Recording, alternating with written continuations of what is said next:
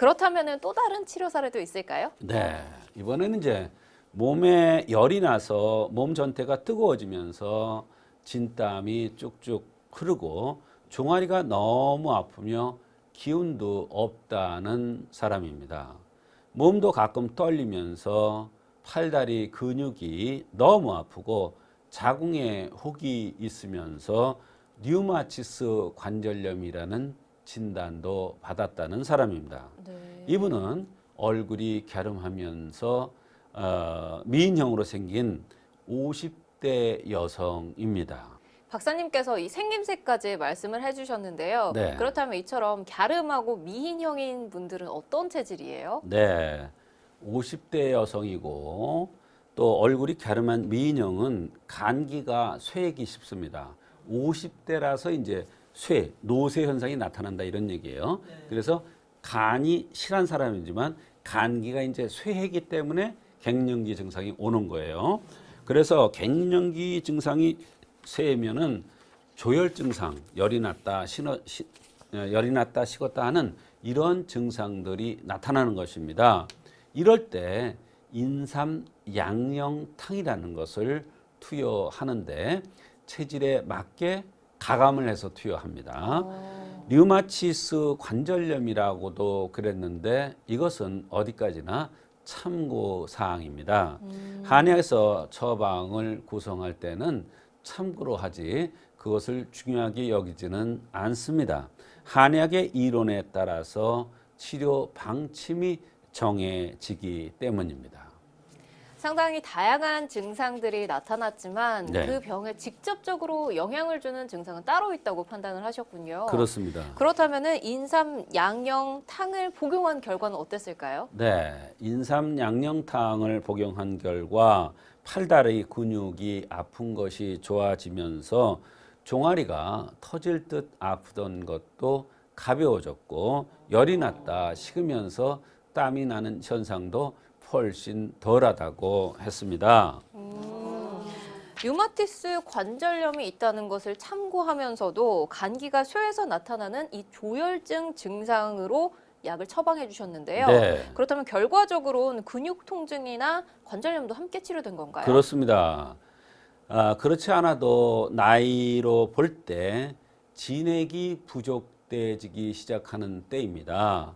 열이 나고 춥고 하면서 진액을 더욱 말려버리는 것이죠. 열이 혹 났다 식었다, 혹 났다 식었다 그러면 진액이 고갈되는 거예요. 네. 그래서 관절이 아팠던 것입니다. 더군다나 열이 났다 식었다 하면서 땀이 난다고 그랬는데 이것은 또 진액이 새는 현상입니다.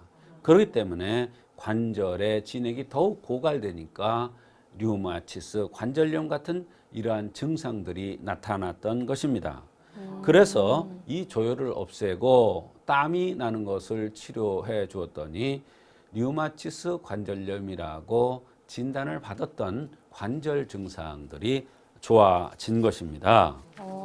그렇다면 유기적인 관점으로 봤을 때는 결국 모든 것이 연관되어 있는 증상이었군요. 그렇습니다. 여러 가지 증상들이 연관되어 있었는데 그것을 잘 모르면은 여기저기 돌아다닐 수가 있죠. 관절이 아프면 뭐 정형외과라든지 또 열이 났다 식었다 그러면 또 갱년기과라든지 이렇게 여러 군데를 다닐 수 있는데 한의학에서는 이런 모든 증상들이 연관돼서 나타나는 것으로 보기 때문에 한꺼번에 같이 치료가 되는 것입니다.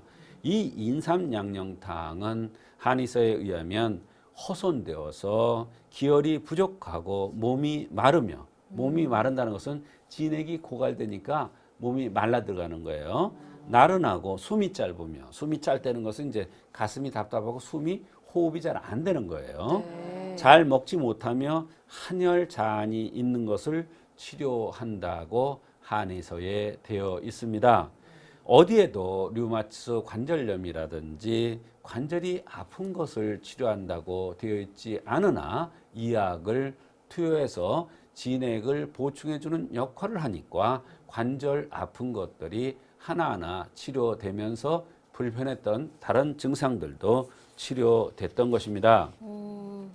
한의학에서 병을 치료할 때는 현대의학에서 얘기하는 병명은 하나의 참고 사항이고 한의학적인 관점에서 흠을 보완해서 인체가 활성화되면 인체가 진액이 충분해지면 불편했던 증상들이 하나하나 없어지는 것입니다. 갱년기 증후군도 마찬가지로 치료하는 것입니다. 이 박사님의 치료 사례를 매회 들을 때마다 느끼지만 진통제를 투여하지 않고도 이 증상들이 완화되고 통증이 덜해지는 게 참 신기해요. 그렇습니다. 한의학에서는 진통제나 소염제를 쓰는 것이 아니고 그 흠을 보완해서 인체가 활성화되도록 해서 통증이라든지 불편함이 없어지도록 치료를 하는 것이 한방 치료의 특징입니다. 이 치료를 할 때 한약을 투여하거나 침 치료를 동시에 하는 경우도 있고 때에 따라서는 뜸 치료도 같이 합니다만 이러한 종합적인 치료를 함으로써 인체가 활성화되고 인체가 진액이 정상화되면 불편하다는 것이 하나 둘씩 눈 녹듯이 없어지는 것입니다. 그렇다면 이분 같은 경우에는 관절의 통증이 왜 나타났을까요? 관절의 통증은 간기가 쇠해지고 조혈 증상, 간기가 쇠해짐으로써 조혈 증상이 나타나서 진액을 말려서 온 호통입니다. 말하자면 갱년기 여성들, 갱년기 증상이 나타날 때쯤 된 여성들의 몸이 쇠약해져서 나타나는 호통이다. 그래서 관절의 통증이 나타난 것이다. 이런 뜻입니다. 허약해지면 아픕니다. 또 허약해지면 몸이 가려울 수도 있습니다. 몸이 허약해지면 진액이 마르기 때문에 거칠거칠해집니다. 피부만 거칠거칠해지는 것이 아니라 관절도 거칠거칠해지기 때문에 거기에 통증이 나타날 수가 있는데 이것을 호통이라고 하는 것입니다. 네.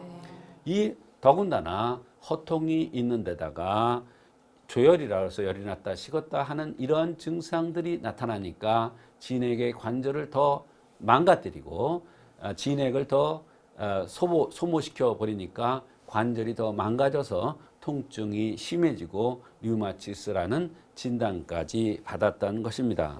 이럴 때 그 조열 증상을 없애주고 진액을 쳐주는 치료를 해주니까 관절의 통증까지 슬그머니 없어졌던 그런 경우입니다.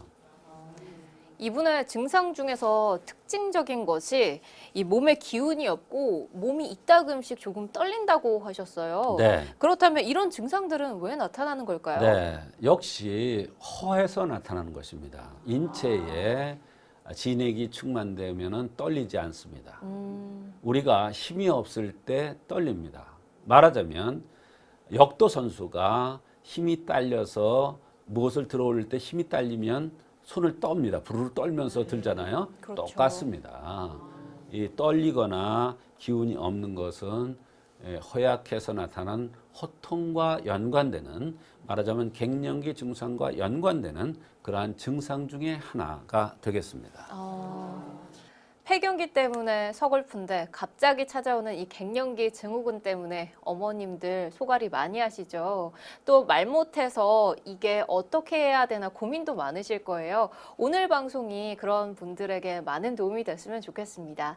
오늘도 박사님 모시고 갱년기 증후군의 한의학적 치료법에 대해 알아봤습니다.